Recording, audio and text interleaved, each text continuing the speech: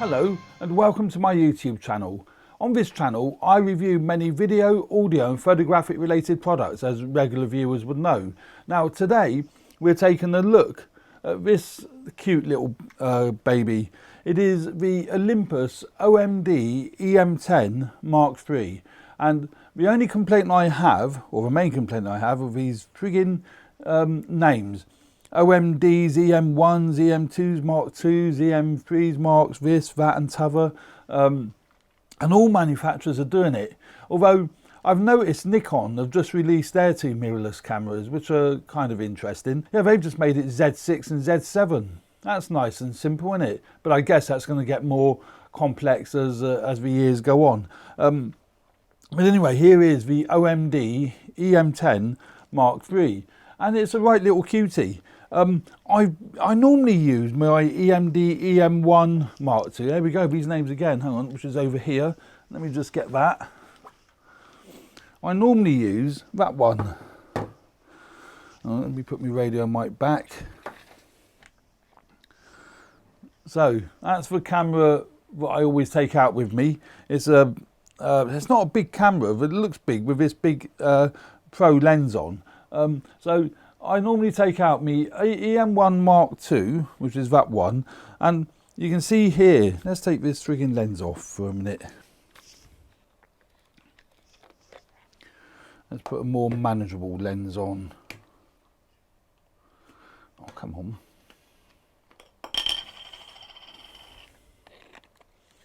That's a bit more.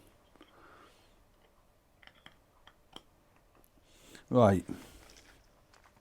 So you can kind of see there the differences between, well, not the differences, but the differences in size. The EM1 Mark II has a much bigger grip. The EM10 Mark III has a much smaller grip. I love this big grip. It's absolutely gorgeous. Love that. But the EM10 III is absolutely fine as well. All the dials are quite a bit different. This obviously is a pro level camera. It's designed for pros, it's designed for serious enthusiasts, you know, so that is going to be quite a bit different. Now the OM10 III is the entry level sort of micro four thirds interchangeable lens camera. I know they've got the pen range, people will say that the EPL 8, is it EPL 9 of pen F. They're kind of very different, different camera body. They're more, dare I say, rangefinder style cameras, where these are DSLR style cameras, although obviously it isn't a DSLR, there's no mirror. But anyway, this is their entry level range out of the EM10, the EM5 and then the EM1 range. It's got a good selection of controls on the top. How easy that is to see, I don't know. So you've got basically your on-off switch, and then that'll power up the flash. You've got your master wheels here. Normally changes the aperture, shutter speed if you're in manual, exposure compensation, that kind of malarkey, you know. Mode dial, aperture exposure, aperture priority, shutter priority, full auto, art mode. The Olympus cameras are renowned for art filters. I've never used them, so I don't really know what they do, so I'm not going to really talk about them. Video record button on the top here. That's quite nicely laid out, a little bit recessed, but it does the job, you know, and a couple of function buttons. And if I had any real complaint about this camera, would be the function buttons. There isn't enough of them. There's only the two, but it has got a quick access button on the top here. So on this top plate, just to the next to the on-off switch, it's got a quick access function button, so you can get into that and you can see. Ooh, there we go. That's better. So you can go push that, and you've got access to your the functions that you're going to use, you know, on a regular basis. So you can either access them, which I normally do, via there, and I think you can use a touch screen as well. So you know, you can do that.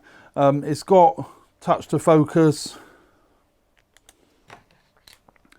which Olympus touch to focus is excellent. It works extremely well, and then that will focus on, you know, wherever you touch it. You can see that now there is doing that, so that's really good. And also, which is really good, I didn't know they'd implemented it on their bottom of the range camera or their entry level camera, but they have. When you're looking for the viewfinder, just so you know, the viewfinder is lovely. It's a really crisp and a really bright viewfinder. I was quite surprised, again, being that it's an entry level camera. Viewfinder is really good, and you can actually move the focus point, so you can use the screen as a touchpad, and it works amazingly well. Yeah, so very pleased with the touchpad on the back of the camera. Again, when you're reviewing images, instead of, you can easily scan through the images, double tap to zoom, you get a zoom lever here so you can zoom in and out. So yeah, really nice compact little stills camera, and I like it a lot. I usually go out with 2 cameras. I give one of these to my fiance. She loves using this camera because it is nice and light and compact, and she's got some, you know, really nice images from this camera. A 16.1 megapixel sensor, so you know, it's not it's not your 20 megapixel sensors, but it's absolutely fine. I mean, look, the detail in that is completely fine. So you're not going to have issues with this not producing the detail that you want. And I like its form factor. It's got the buttons where you want them, and I like that. Now, this is advertised as being 4K video, which it is, and it is 4K 30 frames. It's not like the Fuji's 4K 15 frames. This is genuine 4K video. It hasn't got a microphone input or headphone jack, which is kind of fine. It would always be nice if it did have. It's got your HDMI port on the side, so that's possibly useful. I'm not so sure I would bother using it with such a compact little camera. Yeah, this is a really compact entry level camera. It's not quite as small as my Sony RX100 Mark V.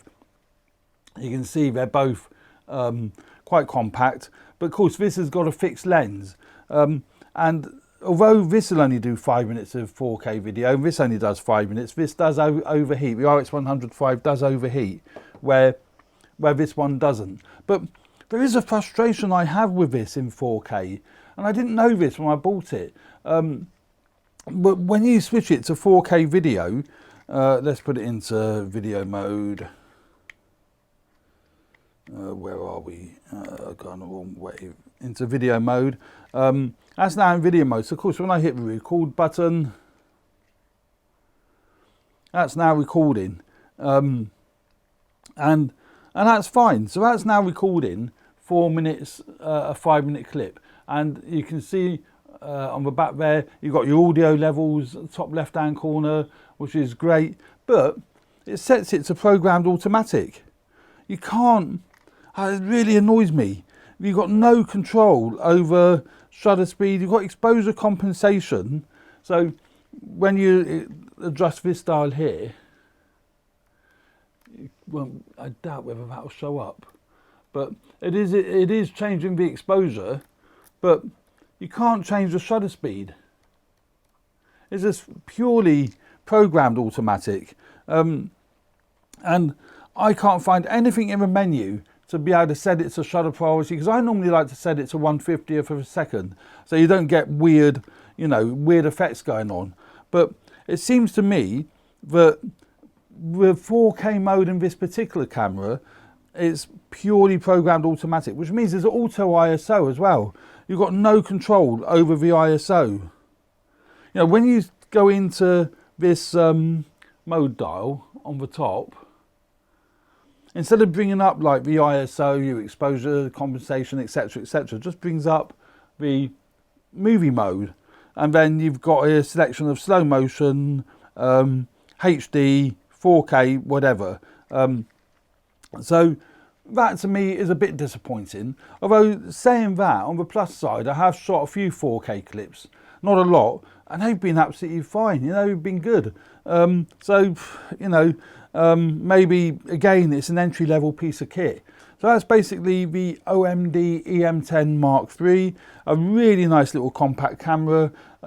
It's got a, I think I said earlier about the viewfinder, it's actually 2.36, yeah, it's a 2.36 million dot viewfinder, and it is crisp. It is really, really nice. Yeah, very, very pleased with that viewfinder. Put it in shutter priority. And the other thing that I love about Olympus cameras, and Sony don't do it, Panasonic don't do it, but the actual display, keep pointing it the wrong way round. The actual display is so big and so clear at the bottom here, so you can clearly see your aperture settings, your shutter speed setting, your exposure compensation. You know, when you adjust your exposure compensation, look at that, you can clearly see that. And also in the viewfinder, very, very clear, very concise. And that's one of my favourite things, and that's one of the reasons I do pick up the Olympus cameras, particularly the OMD E-M1 Mark II, for taking photographs with, because the information is clear to see, and I love it. It's got a tilty-wilty screen, which is typical of, you know, most cameras these days, but it's well made. It feels good, you know, it doesn't feel like it's flimsy, you know, yeah, so that's great. And I say various function buttons, not many, two on the top here. So you've got that one there, and a quick access button, which I've gone through, and that's it really, and a lovely size. And that's a nice thing about Micro Four Thirds. They're just really compact cameras, aren't they? You know, and with that kit lens, the 14 to 42 kit lens, nice and compact, takes pretty decent photos. One SD card slot on the bottom, in where the battery compartment is. I normally find major downsides with most kit, but other than no mic input and headphone jack, and lack of function buttons, which is what you would expect on such A, compact body, and B, at its price point, but it's nice. Yeah, I really like it. Image quality is decent enough. Yeah, I really like the camera. I really do.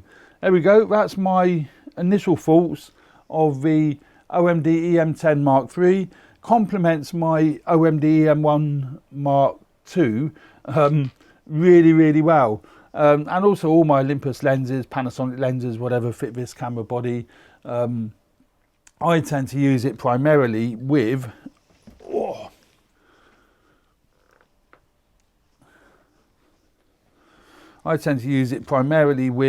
my Leica 8-18, which is this lens here. It's a great lens, and you know, as a combination, this is one of the best combinations that you could get. It's so, just feels great. It's so light, and this image quality off this Leica lens is outstanding. You could walk around all day long with that and not have an issue.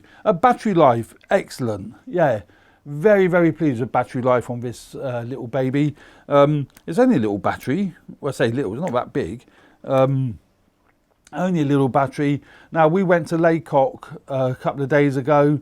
I gave this camera to Mandy. I only had the one battery. I haven't bought another battery yet. I've usually got 2 or 3, but I was expecting it to die part way through the day. No, Mandy was taking a lot of photos, various video clips, and it lasted the entire day, and there's still juice left in it. In fact, there's still a fair bit of juice left in it. So, yeah, highly rate the batteries and the whole system. Yeah, very much highly rate the whole system.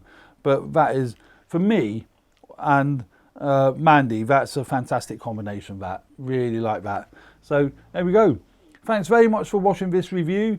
I hope you enjoy them. They do take time to do, and I don't get paid for them. All the kit you see I've purchased myself. I haven't got sponsorship or loaned kit from manufacturers, whatever. And I say exactly how I feel. You know, if I like it, I like it. If I don't, I say. So there we go. That's the Olympus OMD E-M10 Mark III. Please subscribe if you haven't already done so, and hit the like button if you like this video, and tell all your friends. And keep your eyes out for the next video. I do them regularly, so keep your eyes out for them. Thanks very much for watching. Bye for now.